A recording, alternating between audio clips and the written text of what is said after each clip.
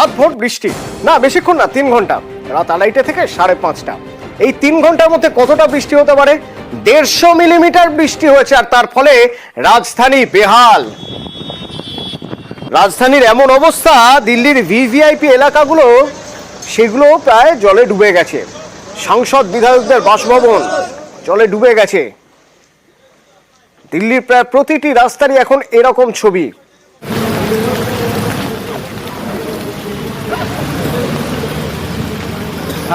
রাস্তা না নদী বোঝা মুশকিল, যদিও রাস্তা রাজধানীর।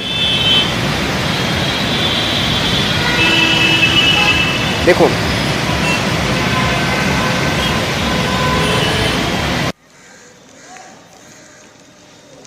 সচরাচর এই এত খারাপ অবস্থা হওয়ার কথা নয়, কিন্তু কম সময়ের মধ্যে বেশি বৃষ্টির ফলেই এই হাল। 3 ঘন্টার মধ্যেই 150 মিলিমিটার বৃষ্টি।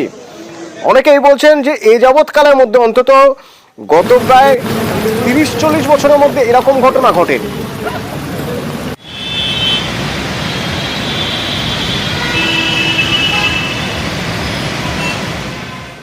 আর এই প্রবল বৃষ্টিতেই ঘটে গেল অঘটন। দিল্লি এয়ারপোর্ট, রাজধানীর এয়ারপোর্ট, ভিভিআইপিদের জন্য দেশের অন্য প্রান্তে যাওয়া বা আসার বা বিদেশ থেকে আসার যে অন্যতম জায়গা, তা হলো দিল্লি বিমানবন্দর। সেই বিমানবন্দরের 1 নম্বর টার্মিনালের ছাদ ভেঙে পড়ে গেল এবং এই ছাদ চাপা পড়ে গেল। প্রচুর গাড়ি, সার গাড়ি, গাড়ির মধ্যে যে ড্রাইভাররা ছিলেন তারা আহত। এখনো পর্যন্ত যা খবর, তাতে একজনের মৃত্যু হয়েছে, হাসপাতালে নিয়ে গেলে গুরুতর জখম অবস্থায় হাসপাতালে নিয়ে গেলে তার মৃত্যু হয়েছে এবং 8 জন আহত।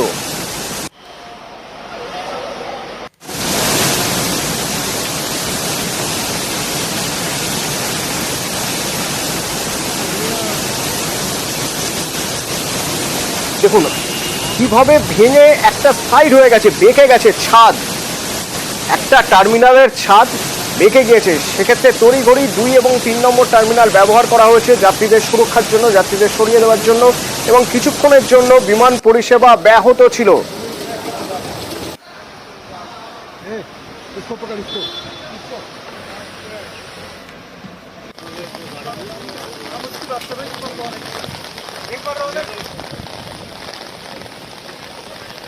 A very unfortunate incident happened at Terminal 1, Delhi Airport. A section of the canopy, which is outside of the airport extension of the airport building, has collapsed due to heavy rains that has been happening since the night. We want to express our condolence to the life that has been lost in this tragic incident also. 4 people have also been injured. As soon as the incident happened, it has come to our notice and we have reacted immediately. We have immediately sent the emergency response team, the fire safety team, CISF, NDRF teams. Everyone was available at the site and everything is being thoroughly inspected so that any other untoward incident does not happen here.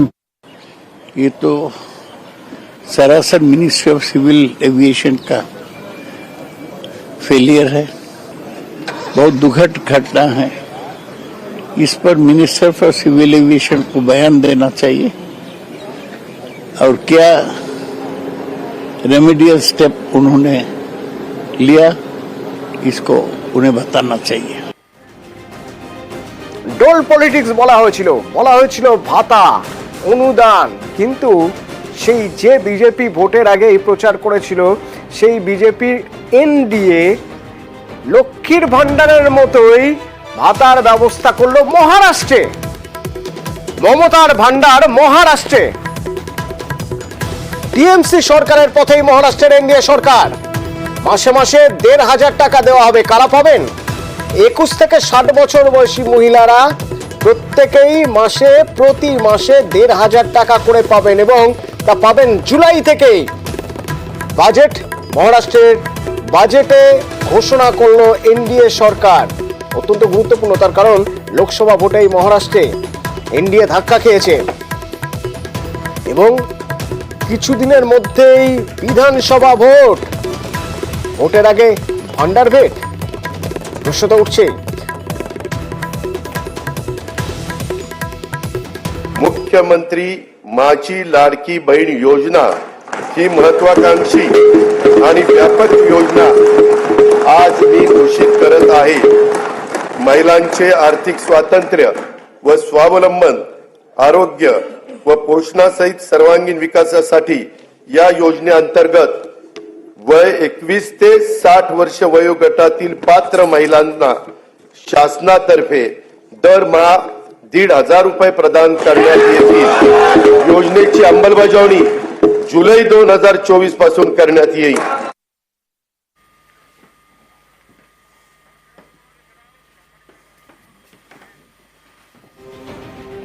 ঝাড়খণ্ডের মুখ্যমন্ত্রী থাকা অবস্থাতেই গ্রেপ্তার হয়েছিলেন হেমন্ত সোরেন।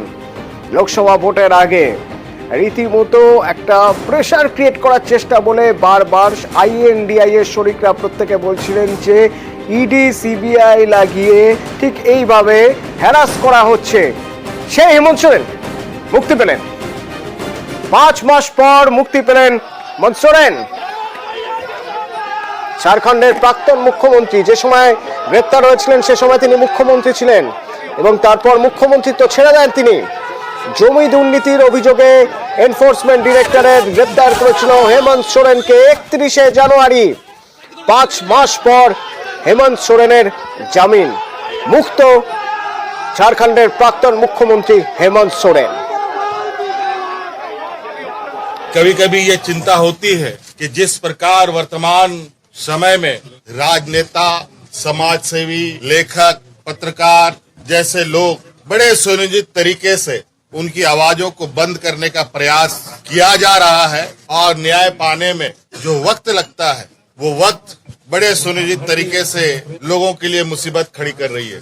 एक झूठे मनगढ़ंत कहानी गढ़कर मुझे 5 महीनों तक जेलों के अंदर रखा। दिल्ली में मुख्यमंत्री हैं और न्याय की प्रक्रिया हो रही है कि बरसों लग रहे हैं। जो लड़ा और जो संकल्प हमने लिया है उसको निश्चित रूप से मकाम तक भी काम करेंगे। গড়িয়াহাটের মোড়, তো সেখানে গাড়ি নিয়ে গেলে আপনাকে পার্কিং করতে হবে। পার্কিং কোথায় আছে জানেন?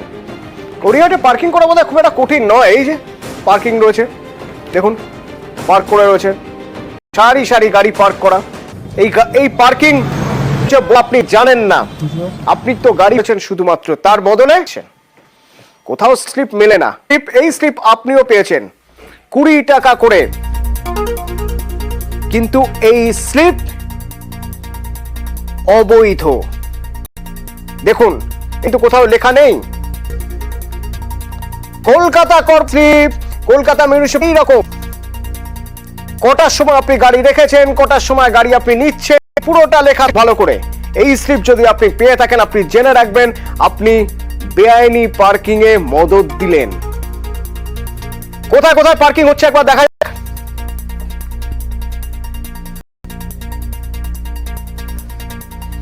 গোলপার্ক থেকে গড়িয়াহাটের দিকে যদি যান ডান দিকে পরপর বেআইনি পার্কিং, আবার গড়িয়াহাট থেকে বালিগঞ্জের ডান দিকে বাঁদিকে দেখুন। গড়িয়াহাট থেকে বালিগঞ্জ যেতে গেলে বাঁকে কেএমসির বরাদপ্রাপ্ত কোঅপারেটিভের পার্কিং রয়েছে যেটা বৈধ, কিন্তু ডান দিকের যে পার্কিং গুলো অবৈধ। আপনি তো পার্কিং এর টাকা নিয়ে স্লিপও দিলেন, আপনি তো পার্কিং এর টাকা নিয়ে স্লিপও দিলেন, পার্কিং এর টাকা নিয়ে স্লিপও দিলেন। স্লিপ মানে কি? স্লিপ আমাদের 2-1 টাকা আগে সেই স্লিপটা এখন তো দেখি কোন স্লিপ আছে। না না আমার স্লিপ নেই, পুরসভার স্লিপ। না না এটা কি পুরসভার পার্কিং? আমি কাদের পার্কিং জোনটা কাদের? সেটা জানি না দাদা, আমাকে একটু দেখতে পারলে, খেতে গেলে একটু দেখি। হাত দিচ্ছেন কেন? স্লিপগুলো আপনি দিয়েছেন। অত স্লিপ আমার নেই, আমি করে দিত নেই, কালকে স্লিপটা আমাকে দেননি। এই স্লিপটা আপনি দিয়েছেন কি দেননি কালকে? এখানে কারা দেখছে পার্কিং, কারা দেখছে? তারা কেউ নেই। কোথায় গেল সব? এবারে কি করে বলবো তারা সব কোথায় গেছে না গেছে, এবারে আমি সেটা কি করে বলবো? কলকাতা পুরসভার লোগো দেওয়া স্লিপ আপনারা দিচ্ছেন, কে দিল আপনাদেরকে স্লিপগুলো? এই যে বেআইনি পার্কিং হচ্ছে সেই পার্কিং থেকে তো লক্ষ লক্ষ টাকা উঠছে, তাহলে সেই টাকাটা যাচ্ছে কোথায়? বেআইনি পার্কিং এর এই লক্ষ লক্ষ টাকা পুরসভার ঘরে তো যাচ্ছে না, যাচ্ছে কোথায়? এর মধ্যে থেকে প্রতিদিন 10,000 টাকা দিতে হয় ক্ষমতাশালীদের। কারা ক্ষমতাশালী? যাদের হাত মাথার উপরে থাকে বলে বেআইনি পার্কিং এর রমরমা বাজার। বেআইনি পার্কিং এ দৈনিক লক্ষ টাকা তোলাবাজি।